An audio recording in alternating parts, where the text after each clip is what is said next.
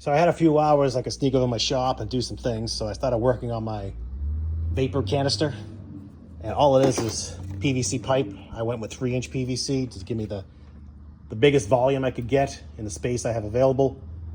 And I want to make it compact, so I think I make up the length with the width.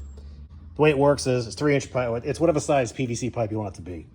You put a cap on one end. That is the intake end for bringing fresh air in. And you glue it on, drill a bunch of holes in it so air can flow through. The other end is a clean out end. You just glue that on, and it has this cap that you can screw on to get in and out of this thing whenever you need to. You drill and tap it. Well, you just drill it and you run the fitting in. It taps itself. For a hose barb, the same size as your vent hose. And then you glue it all together. And if what I understand, you pack a little bit of steel wool in the end. So I guess the way this guy did it online, he just put the charcoal in. He just poured it in. The charcoal I bought comes in like a filtered bag. So I'm going to use that. So I probably don't need the steel wool, but why not? It'll take up a little space. It'll, I don't know. If the bag ever rips, it can't fall out of the holes in the end. So I'm going to stick some steel wool on both ends like he did. And then I'll jam as many bags in here as I can. So let me finish assembling this and pouring the charcoal in. So there's the charcoal. I tried to buy enough for 2 cars. I was ballparking it, so I figured if this works, I'll do it in the Firebird. And here's the little bags that comes with. So I managed to put 2 of them in here. I filled them full, and they wouldn't really fit, so I had to fill them a little less than full and squeeze them in. So, and I blew through this end, and I can feel the air coming out, so it does flow through. So let me put some steel wool on the top, and I'll cap it, and we'll get going. So there's 2 pieces of steel wool jammed in here. It's quadruple zero steel wool, just Home Depot steel wool. 2 pieces in there. I'll put the cap on now, and then we'll try to put it in the car. And just because I'm that weird, I actually blew through it and inhaled through it, and it pulls air right through it. I mean, can't see anything, of course, but it works. I mean, I don't know. It should be fine. I didn't get a buzz off it or anything. That was from the cement for the PVC. Oof. I'm still flying off that shit, but all right, let me get cracking on mounting this thing.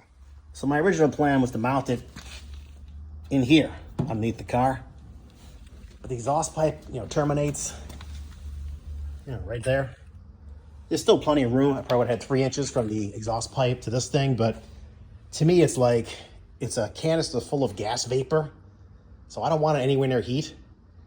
And plus, I don't know about you, but this thing looks like a friggin' pipe bomb you see on, the dark web or some shit, so I don't know, just the visual and the exhaust and heat was like, dude, you're asking for trouble. So I thought twice about it, and what I'm going to do is it fits perfect up here, under this little eave right here.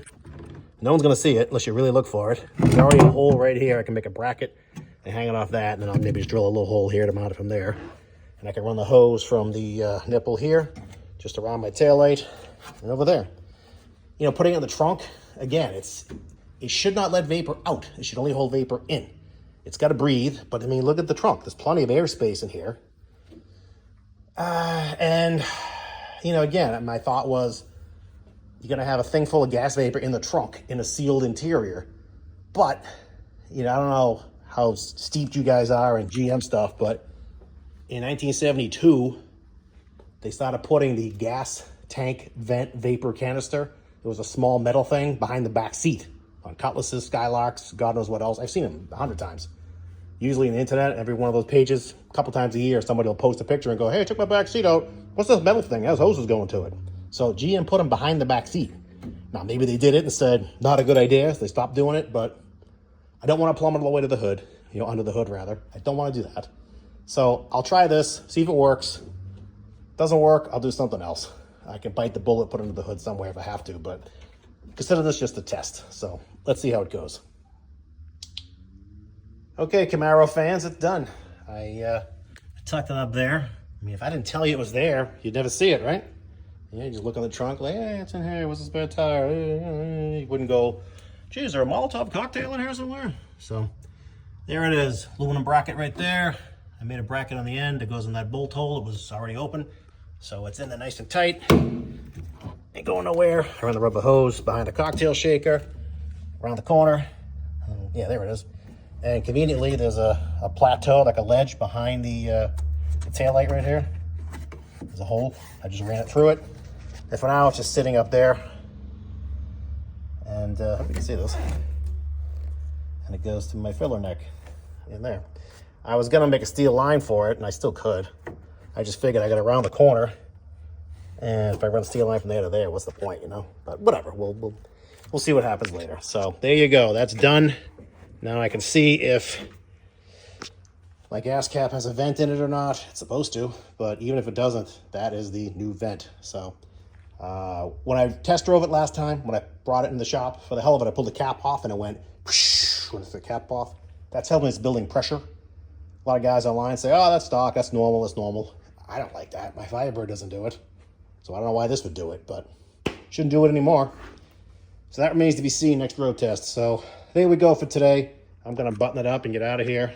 I will now work on making it run better and seeing where that leads me. But I hope you found this video entertaining. And if on my next road test, if my car does explode and my trunk catches fire, you know, hopefully you guys will give my video a lot of clicks and likes so my wife can collect the YouTube money. So, just kidding, gallows humor. So, all right, thanks for watching, and hope your projects are going awesome. Talk to you later.